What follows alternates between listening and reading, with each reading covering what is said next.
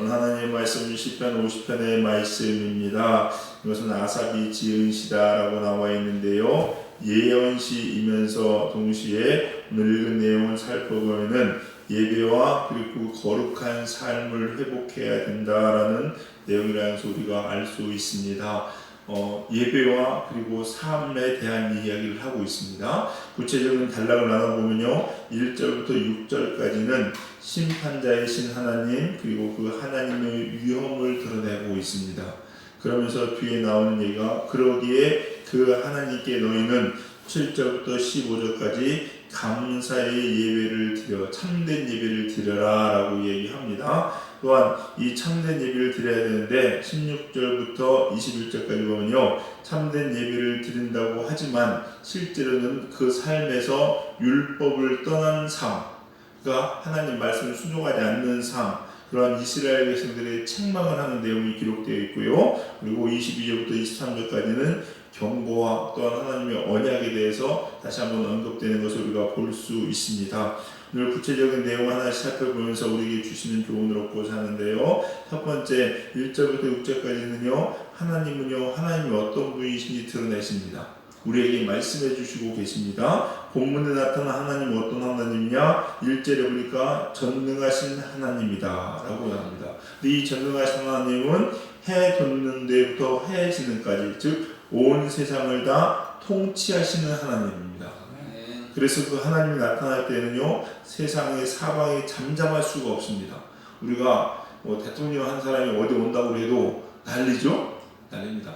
제가 옛날에 대학교 다닐 때 그 호텔에서 아르바이트 잠깐 했었는데, 그때 호텔에서 저는 이제 호텔 프론트 쪽에 있었는데, 그 식음료과라고 이제 레스토랑 같은 데서 누가 손님이 오잖아요. 지원을 나갑니다. 지원을 나가는데 제가 지금 생각하면 뭐 그렇게 높은 것 같지도 않아요. 군수 정도? 아니면 국회, 시국회, 그 지역의 국회의원이 오는데 얼마나 난리를 치는지요. 저는 깜짝 놀랐습니다. 이렇게 그 와인잔 같은 물컵 있죠? 물컵 있고 와인잔을 놓더라고요. 근데 그거를 이게 모든 불빛에 다 쪄서 지문을 돌려봐요. 이게 좀 하얀 멸장을 띄고 지문을 돌려서 지문이 있으면 안 돼요. 그걸 다 그러면서 그렇게 준비를 하더라고요. 생각해보면요, 별거 아니거든요, 보면은. 근데 그런 사람 오는데도 그렇게 하니, 주님이 우리한테 오실 때요, 얼마나 보통 난리가 아니겠습니까? 그게 하나님이세요. 그런데 이 하나님 어떤 하나님이시냐? 더군다나 6절에 보니까 심판하시는 하나님, 심판자가 됩니다. 심판자. 그러니 이 세상 천하만물의 주인이시고 주관자이신 하나님이 우리에게 심판자로 오시는데 우리는 그냥 가만히 있을 수 있겠습니까? 도저히 어떻게 보면 그 하나님 앞에 서지도 못할지도 모르겠습니다. 그러면 그 하나님 앞에 설 수 있는 자들은 어떤 사람이냐는 거죠. 근데 하나님께서 우리에게 왜 이런 말씀을 해주시고 하나님을 드러내실까요? 왜 이렇게 하나님은 우리에게 어떻게 보면 참 그냥 좋은 얘기만 해는 좋고 그런데 무서운 얘기까지 다 하실까? 또 신명기서도 보면요, 축복의 말씀의 3분의 1이면 절과 3분의 2거든요. 왜 이렇게 드러내실까 생각해보면요, 이유는 다른 것이 아니라 하나님을 드러내시는 이유는 우리가 하나님을 아는 만큼 순종하기 때문에 그렇습니다. 사람은 제가 보니까 참 선한 부분보다 악한 부분이 더 많은 것 같아요. 그래서 어떤 일을 시켜도 너 이거 잘하면 상 줄게 라고 했을 때 그 일을 열심히 하는 그 열정보다는 너희가 안 하면 죽는다 라고 했을 때 그 일을 열심히 해달라는 게 더 강합니다. 그러니까 상이야 아예 안 받고 말아, 귀찮으면은. 인간이 이렇거든요. 근데 자기가 잘못된다면요, 악착같이 해납니다. 그때 잘못되면 큰일 나거든요. 어떻게 보면은 하나님께서 우리에게 이런 하나님을 드러내시는 이유는요, 내가 하나님을 아는 만큼, 그 하나님을 경외하고 두려워하는 만큼 하나님 말씀에 순종할 수 있기 때문이 아닌가라는 생각을 하는 거예요. 보세요, 여러분이 하나님을 모른다면요, 하나님 말씀을 순종하겠습니까? 그래서 시편 기자에 계속 나오는 얘기 그거잖아요. 하나님 모르는 사람들은요, 야, 하나님 누군데? 이렇게 얘기하는 거예요. 그 하나님 없다고 얘기하는 겁니다. 그러기에 하나님께서 우리에게 하나님을 드러내시는 이유는 뭡니까? 우리를 사랑하시기에. 그래서 우리가 하나님 말씀에 순종하기 원하시기는 하나님의 마음을 꼭 기억하시기 바랍니다. 이런 하나님 앞에 설 수 있는 사람들은 어떤 사람이냐? 한마디로 예배드리는 사람, 즉 참된 예배자만이 하나님 앞에 설 수 있습니다. 참된 예배라는 것은요, 결론을 얘기하면 감사로 하나님을 예배하는 사람입니다.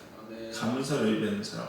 하나님이 받으시지 않는 예배가 어떤 예배겠습니까? 형식적인 예배입니다. 형식적인 예배.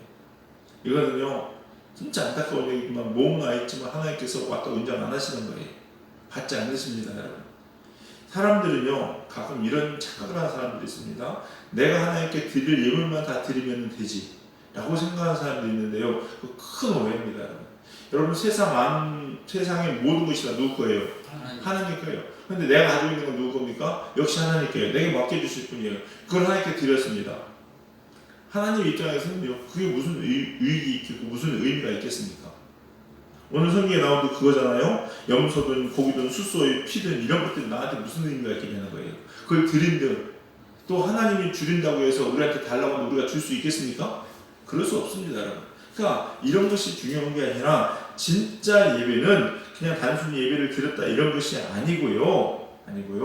하나님 앞에 우리의 삶 감사함으로 드리는 예배가 진짜 하나님 받으시는 예배다라는 것임을 꼭 기억하시기 바랍니다. 제물 자체는 의미가 없지만은 신앙 고백을 담아서 우리의 감사의 마음을 담아서 드리는 것에는요 하나님 기뻐하신다는 거죠, 여러분. 그래서 우리 사랑하는 성도님들 꼭 감사로 예배할 수 있는 저와 여러분 되시길 주님의 이름으로 간절히 축원합니다. 오늘 거기 보시면 보세요. 14절 15절 한번 읽어보겠습니다. 14절과 15절을 읽겠습니다. 시작. 감사로 하나님께 제사를 드리며 지존하신 이에게 내 소원을 갚으며 환난 날에 나를 부르라. 내가 너를 건지리니 내가 나를 영화롭게 하리라. 자 보세요. 환난 날에 하나님께서 부르래요, 하나님을. 근데 어떤 사람을 건지느냐? 똑같이 하나님께 부릅니다. 하나님 저 살려주세요. 하나님 저 어렵습니다. 이렇게 부를 때에 하나님께서 건지는 사람이 있는데 14절에 감사로 하나님께 제사를 드리는 사람이에요. 이 사람이 환난 날에 하나님을 부를 때 하나님께서 그를 건지시는 겁니다. 그러니까 예배자의 삶이 얼마나 중요한지 몰라요. 단순히 그냥 예배드리는 게 아닙니다. 지금 예배는요 이 예배를 드림으로 하나님이 나를 건지신다니까요. 그렇기 때문에 이 예배를 소홀히 할 수 없는 겁니다, 여러분. 그러나 맨날 예배 드린다고 하지만 실은 마음은 딴 데가 있고 감사로 예배 드리지 못하는 사람은요 환난 날에 하나님께서 하나님을 불러도 네가 누구냐? 내가 너를 알지 못한다 라고 이야기할 수 있을지도 모르겠다는 거예요, 여러분. 그래서 우리 사랑하는 성도님들 꼭 감사로 하나님을 예배하는 여러분 되시기를 주님의 이름으로 간절히 축원합니다. 자, 그럼 감사로 예배드리는 게 뭐냐는 거예요. 하나님 감사하면 하나님 감사합니다. 말만 그냥 뭐 로드처럼 라디오 녹음기 트는 것처럼 틀면 하면 되냐는 거죠. 아닙니다. 진짜로 하나님께 감사로 예배드리는 사람은요 그 감사가 삶으로 드러나야 되고 감사의 삶 그러기에 하나님 말씀에 순종하는 삶으로 이어져야 됩니다. 이게 진짜 감사하는 거예요, 여러분. 감사하는 거예요. 생각해보세요, 여러분. 제가 물에 빠졌습니다. 근데 어떤 사람이 자기 목숨이 죽을지도 모르지만 뛰어들어서 저를 건져줬어요. 그럼 고맙다고 하겠죠? 고맙다 라고 했습니다. 근데 나를 건져준 사람이 어려움이 있어요. 어려움이 있어. 근데 말은 고맙다고 하는데 저 사람이 나를 건져줬는데 저 사람이 어렵다는데 아니 그래도 난 너 못 도와주겠다. 이 사람은 진짜 그 사람에게 감사한 사람인가요? 아니에요, 여러분요. 진짜 감사한 사람은요 이 은혜 갚습니다. 삶으로 드러내게 돼 있어요, 여러분. 하나님께 정말로 감사한 사람은요 나의 생명을 죽음에서 건져내시는 하나님, 그러기에 그 하나님의 말씀과 그 하나님이 하시는 모든 일에 내가 동참할 수 있고 순종할 수 있는 사람은 진짜 감사한 사람이에요. 이것이 드러나는 삶이 진짜 예배의 삶입니다. 그리고 이런 사람이 하나님께 환난 날에 하나님 저 살려주세요 라고 기도했을 때 하나님 저 건져주세요 하나님 기도했을 때 그런 사람을 건지시고 살리신다는 걸 꼭 기억하시기 바랍니다. 오늘 16절부터 21절까지 내용이 그거예요, 여러분요. 악인이 지 마음대로 살면서 그럼 어떻게 하나님을 예배한다고 할 수 있겠냐는 거죠, 여러분요. 이런 일을 하고서도 하나님이 가만히 있습니까? 하나님이 자기 삶을 하는 것이 인정하시고 괜찮다고 여기시는 줄 착각하고 있다는 거예요. 아니라는 겁니다, 여러분. 아니라는 거예요. 오히려 22절에 경고합니다. 정말로 이렇게 살다 하나님께서 찢으신다는 얘기예요. 두렵고 무서운 말씀이죠, 여러분요. 이렇게 받을 수 있어야 됩니다. 그러므로 우리 사랑하는 성도님들, 여러분의 삶은요, 하나님 말씀에 순종함으로 여러분이 하나님께 감사하는 삶을 산다는 것을 드러내 보일 수 있는 저와 여러분 되시길 주님의 이름으로 간절히 축원합니다. 그래서 늘 말씀드리지만 예배는 일주일의 삶을 통해 드려지는 겁니다. 주일날 한두 시간 와서 앉아있는 게 예배가 아니라는 거예요, 여러분. 그래서 저의 삶이, 여러분의 삶이 꼭 이런 예배자의 삶이 되길 소망합니다. 말씀을 마무리하면서 23절 같이 읽겠습니다. 우리 23절 같이 읽겠습니다. 시작. 감사로 제사를 드리는 자와 나를 영화롭게 하나니 그의 행위를 옳게 하는 자에게 내가 하나님의 구원을 보이리라. 아멘. 오늘 거룩한 성일입니다. 감사로 하나님을 예배할 수 있는 저와 여러분 되기 바라고, 또 우리의 삶이 행위를 옳게 함으로 환난 날에 하나님으로부터 건진받는 하나님의 구원을 보는 우리 사랑하는 성도님들, 우리 젊은이 교회가 되기를 주님의 이름으로 간절히 축원합니다. 기도하시겠습니다. 사랑과 은혜가 풍성하신 주님 감사합니다. 오늘도 이 새벽에 우리에게 귀한 하나님의 말씀을 들려주시니 감사합니다.